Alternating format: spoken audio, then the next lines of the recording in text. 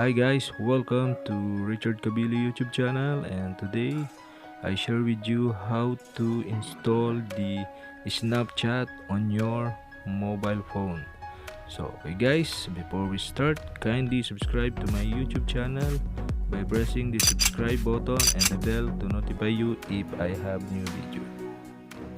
Okay guys, go to Play Store application and download the Snapchat. Okay, all you have to do is search the Snapchat on search bar, type Snapchat and search on search bar. Okay, you'll see the Snapchat application. You only have to do is click the install button to install the Snapchat on your mobile phone.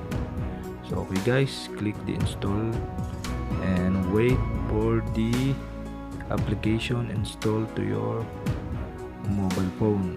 Wait for the 100% to install it to your mobile phone.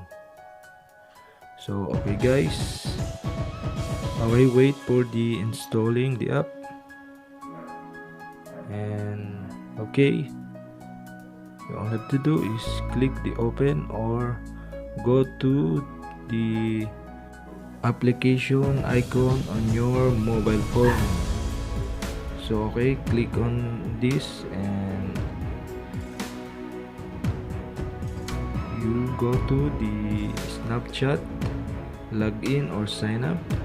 If you have account, you can log in. If you don't have account, you can sign up, and that's it. Okay guys, thank you for watching.